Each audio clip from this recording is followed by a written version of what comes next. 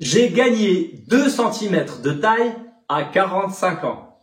Je vais vous expliquer dans cette vidéo ce qui m'est arrivé et surtout ce qui m'a empêché pendant des années et qui pourrait encore m'empêcher de grandir. Bienvenue sur All You Need to Lead, la chaîne des professionnels ambitieux qui veulent aller loin et pour ça, qui ne veulent surtout pas s'arrêter de grandir, quel que soit leur âge. Je suis Jafar Tabi, coach et cadre dirigeant.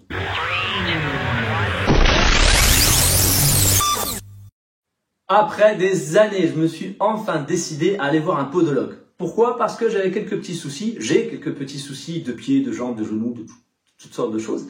Et c'était l'occasion, enfin, j'avais trouvé le temps et une personne qui m'a été recommandée pour aller voir ce spécialiste. Alors, il me demande de m'installer, il prend quelques photos. Entre lui et moi, il y a une sorte de vitre. Bon, j'y prête pas vraiment attention. Et donc, je me positionne. Et là, il me dit...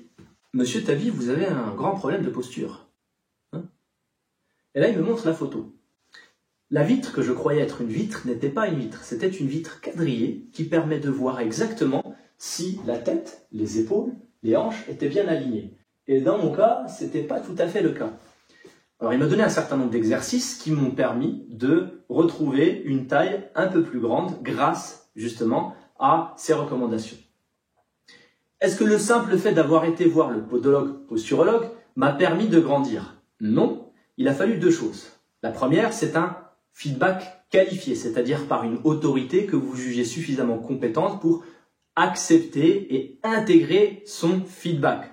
Pourquoi je vous en parle? Parce qu'il y aura beaucoup de gens dans votre vie qui voudront par bienveillance vous conseiller. Certains conseils seront à prendre et d'autres seront à laisser.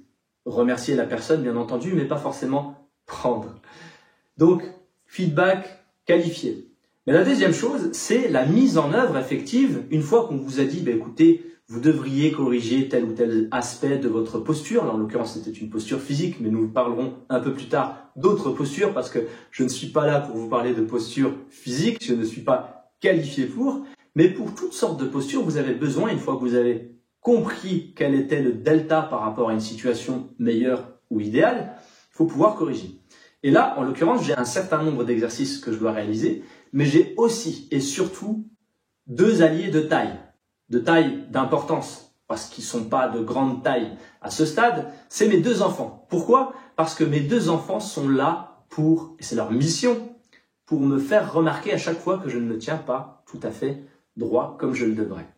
Grâce à leur feedback continu, j'arrive à prendre de plus en plus l'habitude de me tenir tel que je devrais et grâce à ça, de gagner les 2 cm. Et comme nous n'allons pas parler de posture physique, mais de posture en tant que leader ou en tant que personne, je vais vous partager un défaut de posture que j'ai eu pendant des années, des décennies. C'est la posture de la victime. Alors, peut-être que vous connaissez aussi autour de vous des gens qui se positionnent en victime. J'étais un maître en la matière. Si vous aviez besoin de conseils sur comment se positionner en tant que victime, il fallait surtout ne pas hésiter à venir me voir. J'étais la victime. Pourquoi? Parce que j'étais d'un milieu social modeste, j'étais soumis à un certain nombre de préjugés, et puis j'avais un certain nombre de difficultés combinées qui faisaient que franchement, la vie était beaucoup plus dure pour moi que pour les Français moyens. Largement. Et le problème avec cette attitude, c'est qu'elle ne me responsabilisait pas. Le fait d'être victime, c'est quelque part se dire ce qui m'arrive, c'est pas de ma faute, c'est l'extérieur. Et je ne suis pas en train de nier le fait qu'il peut y avoir toutes sortes de discrimination, qu'il peut y avoir des avantages entre certains qui sont nés avec une cuillère en argent dans la bouche et d'autres non, certains qui sont d'un physique valide et d'autres qui ont des handicaps physiques ou mentaux d'ailleurs.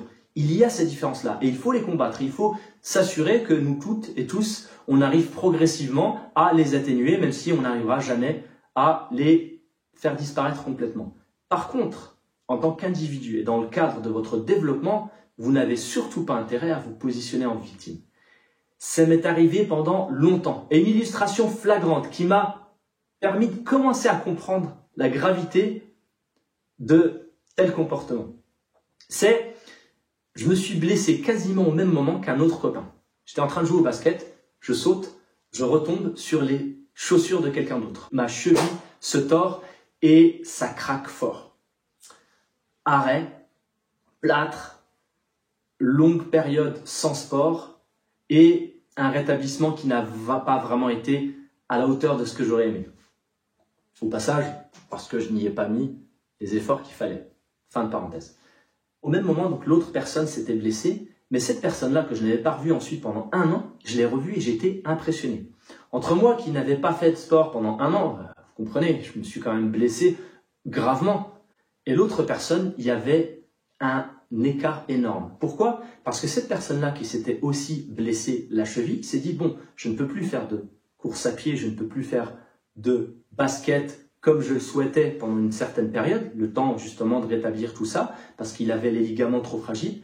Alors il a commencé à faire du vélo. Ben oui, c'était un petit peu moins dangereux pour les chevilles. Et progressivement, il s'est amélioré au vélo, il a continué à progresser physiquement, le cœur, les muscles, etc.